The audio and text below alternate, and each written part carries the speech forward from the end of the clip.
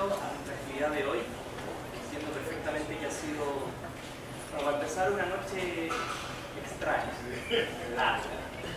Efectivamente, estamos viviendo un momento de incertidumbre.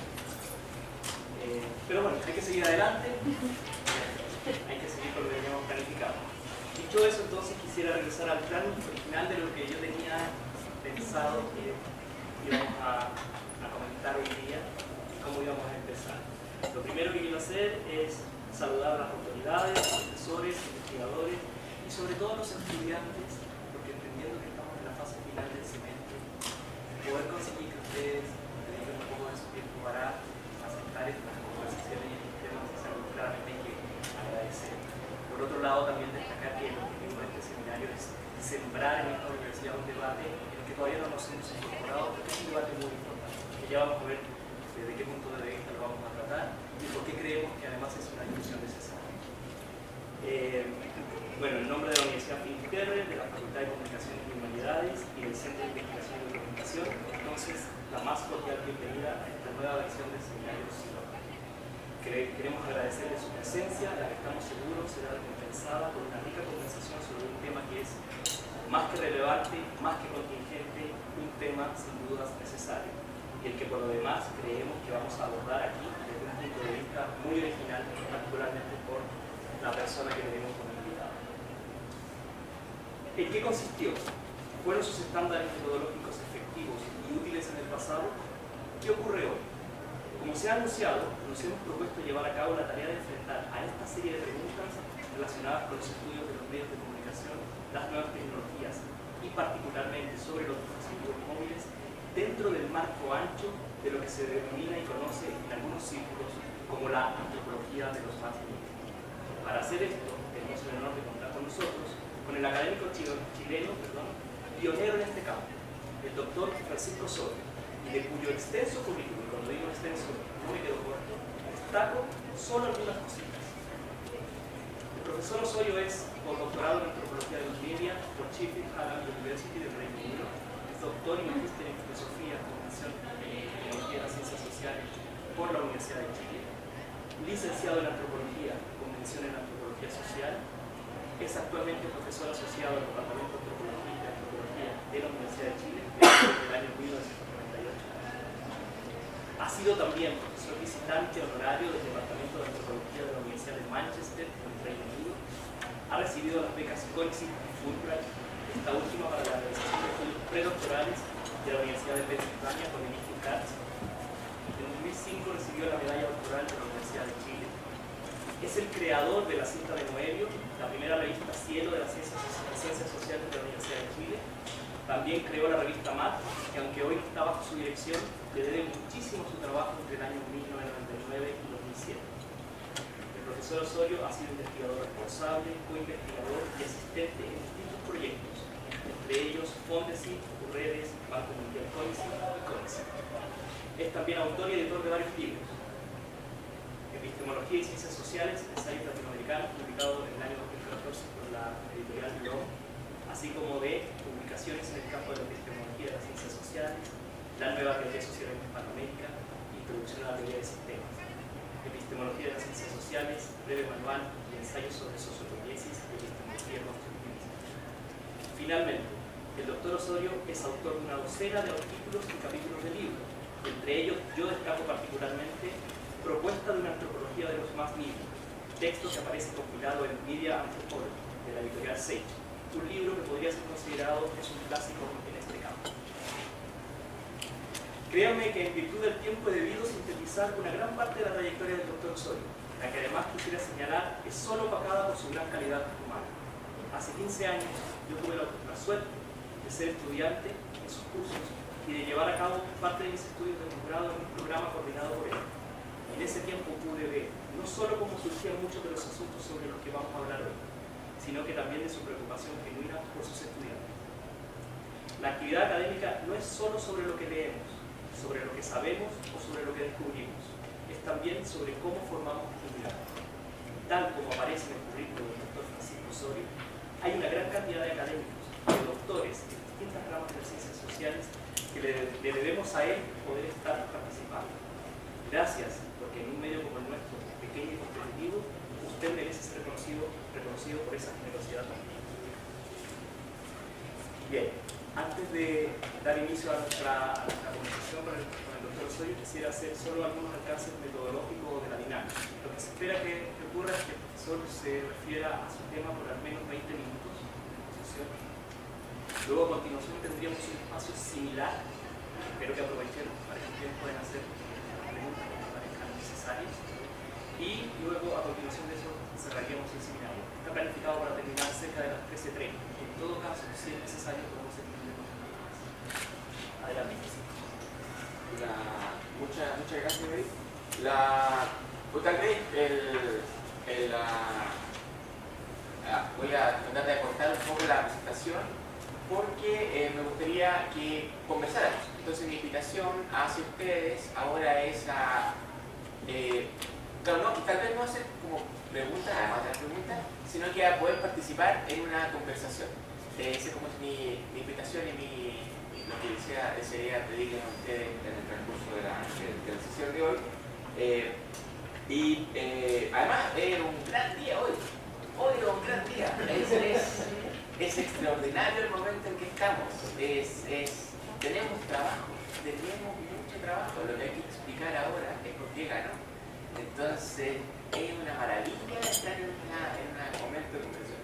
Lo otro interesante, muy importante, es que con todo el tema de la gratuidad y con todo el tema de la transformación de las universidades chilenas, es muy interesante estar en la pie izquierda por la proyección que tiene la universidad. Son equipos de investigación nuevos, son nuevas voces, es gente que va a ser importante, estudiantes e investigadores en el futuro. Entonces es una gran oportunidad para poder pensar que esto está creciendo, la investigación está creciendo y las posibilidades de conversar se están ampliando, y eso es una maravilla. Que esa distinción antigua de universidades clásicas y tradicionales ya está muriendo, ¿no?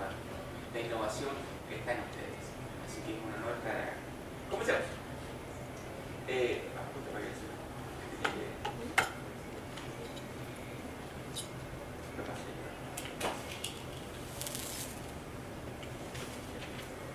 El subtítulo de esta conferencia, de los tambores a los celulares, pretende discutir con ustedes sobre la continuidad y diversidad de las tecnologías de la comunicación, dado que vivimos tan intensamente el futuro que el pasado, incluso reciente, es muy antiguo para detenerse en él. De ahí que decimos están de los 80, como si fuese tan lejano, o es tan moderno, como si la modernidad fuese universal. Comparemos, por ejemplo, el telégrafo con los tambores.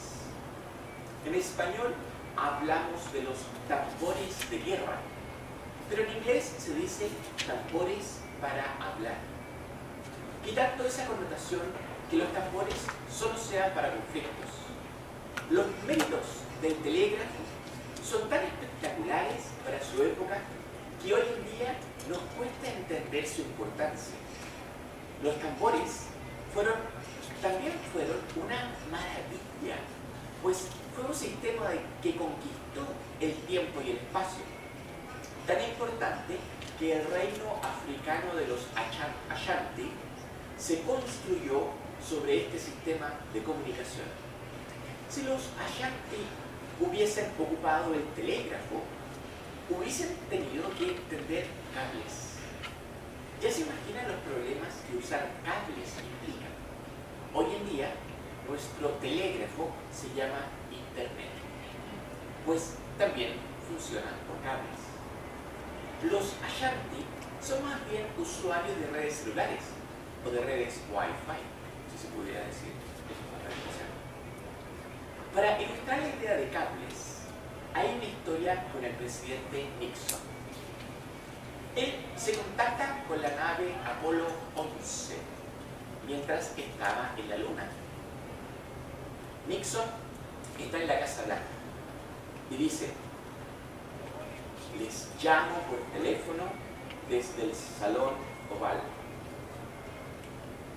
¿Ya se imaginan ustedes a Nixon levantando el teléfono y pensando que hay un cable telefónico que sale de la Casa Blanca y llega a la Luna. Nosotros hablamos de teléfono fijo. Antes también se decía teléfono residencial. Pero en inglés la expresión tiene otro sentido, pues ellos hablan de línea terrestre. De ahí que cuando Nixon dice los llamo por teléfono, suena diferente en ese contexto. Por ejemplo, para decir que hay que terminar una llamada, se ocupa la expresión no sigas hablando, cuelga el teléfono. Hoy esa frase no tiene ningún sentido para un adolescente. Si un adolescente no podría ser esa. No se cuelgan no se cierra la llamada de esa manera. Esta idea del cable, hay que pensar esta idea del cable. Pero no puedo llevar la idea tan lejos, pues las redes celulares al final igual usan cables. Como se mostraba en la exposición sobre Big Data este año en el Salón Telefónica, la gente habla de la nube, cuando en realidad son servidores en lugares muy específicos conectados por cables submarinos. Hay dos tecnologías clásicas que también son como los celulares, la radio y la televisión. Por ejemplo, hay una expresión que dice televisión por cable. Pero la mayoría de las personas en el mundo no entiende eso. La idea de que se requiera un cable para ver televisión es reciente y parece en vías de desaparición. Es muy visual, pero pues uno puede ver el cable muy feo que avanza destruyendo las paredes de la casa y sigue por los postes del alumbrado público. Ahí tiene sentido la frase colgarse del cable. La verdad, para muchas personas lo que se compra es el aparato de televisión y una antena, con suerte, pues puede ser casi cualquier cosa.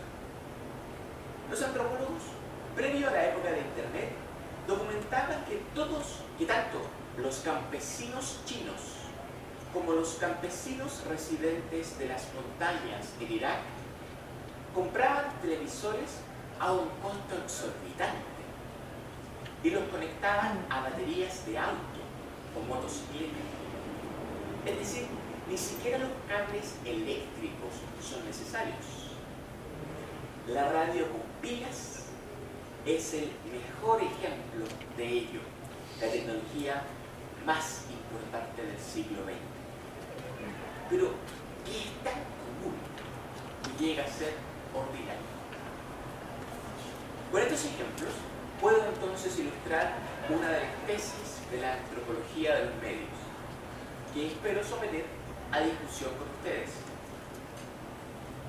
Las tecnologías de medios son aceptadas por las culturas cuando no interrumpen sus dimensiones de tiempo y espacio.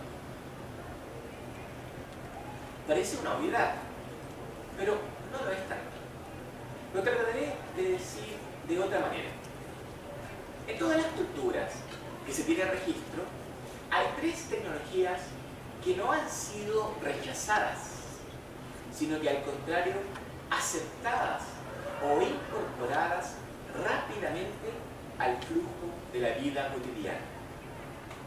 La radio, la televisión por aire y los celulares. Lo que quiero decir es que son tecnologías que no interrumpen, como los niños, que tampoco interrumpen. Ahora les presento una tesis personal. Creo que la diferencia con Internet es que Internet algunas veces interrumpe. Esta tesis personal quedará eliminada cuando Internet desaparezca, en el sentido de la Internet ubicua o invisible, es decir, esa tecnología que no la percibimos como el aire, excepto cuando nos falta. Para expresar la idea de interrupción, propongo que la tecnología de los autos que se conducen solos interrumpa. La tecnología de Internet de las cosas interrumpe. Por ejemplo, la tecnología IoT, en español también se dice IoT, aunque es sigla en inglés, pero hablamos de IoT también en español, de Internet de las cosas, IoT. La tecnología IoT puede ejemplificarse con un refrigerador conectado a Internet, cuyos productos que están dentro del refrigerador también están conectados a Internet. De hecho, casi todos los objetos de la casa podrían estar conectados, así como la casa misma, todos ellos conversando entre sí. Hoy en día, esta tecnología interrumpe el flujo de la vida cotidiana, es decir, altera nuestro sentido del tiempo y el espacio. Por el momento, Netflix, una tecnología de Internet, interrumpe menos, pues se integra a nuestro tiempo y al espacio con mayor facilidad. Quisiera presentar ahora otra tesis antropológica. Las culturas, al integrar los medios, los adaptan a sus propias características, lo que tiene como consecuencia que no es cierta la tesis del imperialismo cultural o del determinismo tecnológico. La tesis del imperialismo cultural postula que existen efectos poderosos de los medios sobre los individuos. Para una persona de medios que fue criada intelectualmente en el siglo XX, esta tesis era común y muchas veces creída por cierto. La investigación antropológica la destruyó académicamente. La manera en que se realizó esto fue que los antropólogos se pusieron a ver televisión junto con las personas de las culturas ubicadas en todos los continentes y regiones que se puedan imaginar. Lo que encontraron fue que las series de ficción norteamericanas no transmitían exclusivamente el capitalismo, como los héroes de la Revolución Cultural China no transmitían exclusivamente el comunismo, sino que cada cultura hacía una lectura propia de las series de héroes en base a una estructura universal de la cultura humana. Esta estructura es el mito. Para ejemplificar la idea, tomemos el cómic o la película Guerra Civil de Marvel.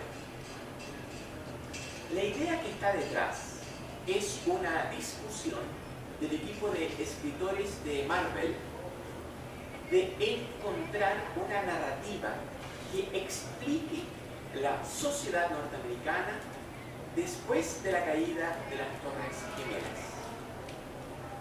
Una postura es mantener la vigilancia y el control, por ejemplo, dando más poderes al Estado para que lea correos, escuche llamadas y en el fondo entregue mayor seguridad. El costo de lo anterior es ceder la libertad. La otra postura, entonces, es mantener el valor de la libertad y los derechos por sobre la presión de la amenaza terrorista. El primer bando, o la primera tesis, es personificado por Iron Man.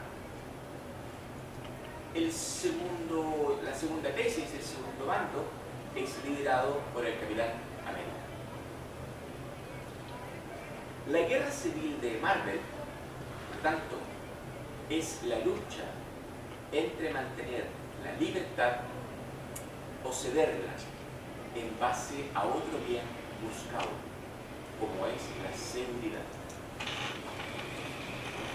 Esta propuesta ha sido analizada en antropología a través del etnólogo francés Marc Oyer.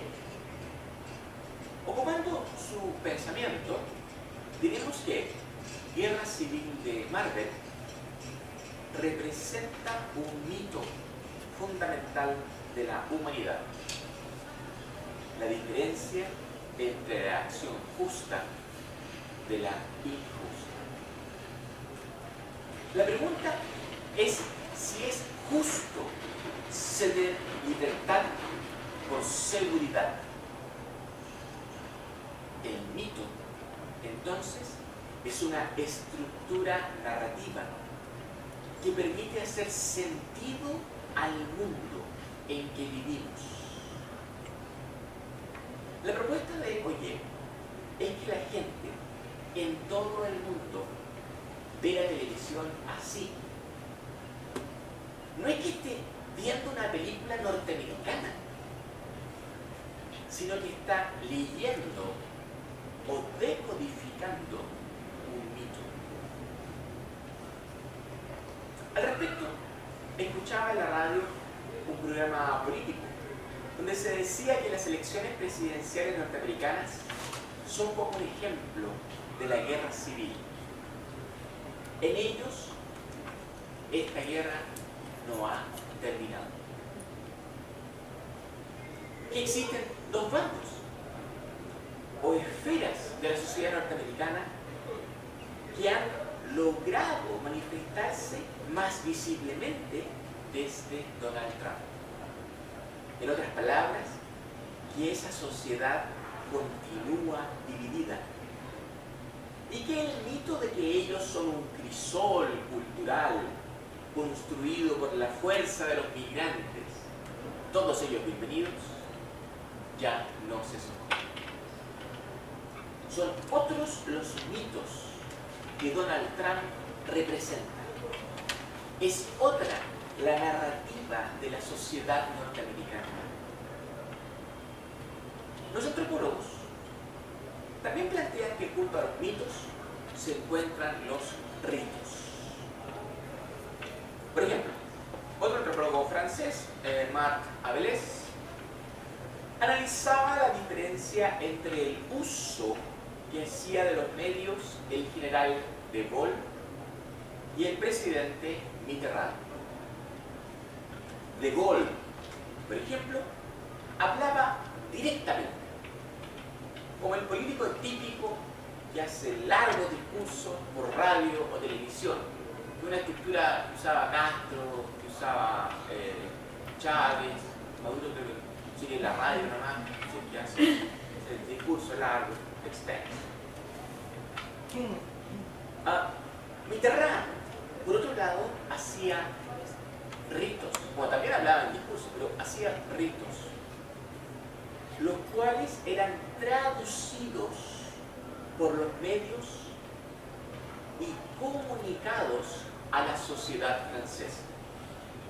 Por ejemplo, para inaugurar una estación de trenes en Francia, el presidente Mitterrand viaja junto a la prensa en un tren hasta esa estación que va a inaugurar. Es decir, del centro político a la periferia regional. Participaba en la ceremonia, pero además conversaba con la gente, visitaba hospitales y regresaba en el mismo tren de vuelta a la capital, todo sin discursos. La prensa era la que construía la narrativa, enfatizando la fuerte relación entre la presidencia y la sociedad civil. Esta es la estructura ritual de la peregrinación. la peregrinación como un rito de integración, esta vez construida por los medios de comunicación sobre la acción política. Se me ocurre proponer en voz alta a ustedes que Alejandro Guiller hace que los medios hablen por él, mientras que Ricardo Lagos es más como el general de Gaulle, con sus discursos directos. No está buena la tesis porque Guiller estaba hace poco ya apareciendo más directamente con sus discursos, pero hasta hace poco como que nadie lo escuchaba a Alejandro Guiller, sino que los medios hablan por él. Estas últimas ideas me permiten ejemplificar otra de las tesis de la antropología de los medios: que los conceptos creados para entender otras sociedades son posibles de aplicar en nuestra sociedad para entender la relación entre los medios y la cultura. Lo mismo es posible de aseverar de los métodos antropológicos y sus clásicas técnicas cualitativas como la observación participante y el trabajo de campo. Son también herramientas útiles para los investigadores hoy. Al respecto, deseo presentar algunas de las propuestas del equipo de antropología de redes sociales de la Universidad de Londres, liderado por Daniel Miller. Durante 2 años, diversos antropólogos hicieron trabajo de campo en China, Turquía, Trinidad, Brasil, India, Italia, Inglaterra y Chile, específicamente en Alto Hospicio. En primer lugar, la propuesta metodológica de ellos es que mucho se analiza desde los posteos en Twitter y Facebook, lo cual está bien, pero no es toda la historia. El primer argumento del equipo es que se hacen muchos artículos sobre Twitter, pero muy pocos sobre WhatsApp. Ello se debe a que tener lo escrito en WhatsApp es un acto de confianza que se logra en el caso de ellos por estar viviendo en sus comunidades durante casi 2 años.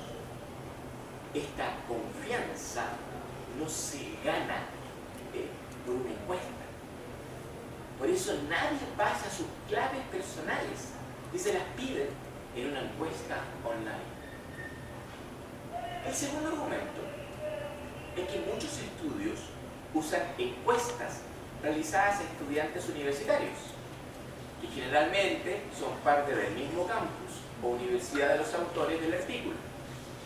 Luego dicen los autores: esto es Instagram.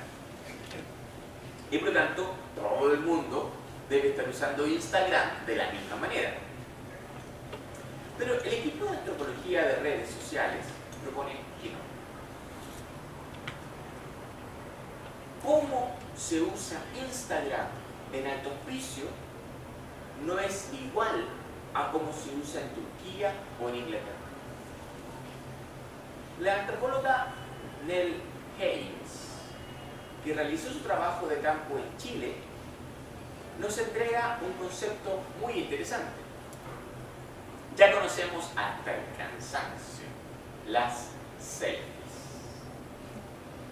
Pero ella dice que en Chile se ocupan además de las selfies, ¿cierto? Se ocupan las footies. Footies. De foot, las footies. Explico eso más que eso. Las footies son fotografías tomadas a los pies. Exactamente. Si conectamos internet podemos ver algunos. Pero lo importante no son los zapatos o los calcetines, sino que el fondo de la fotografía. Lo que se ve en las fotos son la película que se está viendo, la playa donde se está, el living de la casa, son imágenes de la vida cotidiana, real, que muestran un momento de tranquilidad y ocio. Diría, una buena vida en ese momento. Al contrario, en Turquía o Trinidad, por ejemplo, las selfies son para mostrar la vida a la que se aspira. Así, si una persona joven está trabajando en una casa con piscina, se saca una selfie posando con su mejor ropa y ojalá cerca de un auto lujoso. En ese caso, no es la vida cotidiana como se muestra en Chile, sino la vida que se desea. Por cierto, también en Chile hay gente que se saca fotos aspiracionales y selfies aspiracionales. Pero casi no hay foodies en Turquía ni en Chile.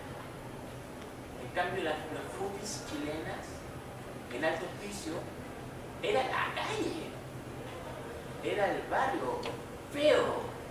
Y la gente en Instagram en Alto Hospicio muestra eso, la vida tal cual en sus casas pobres.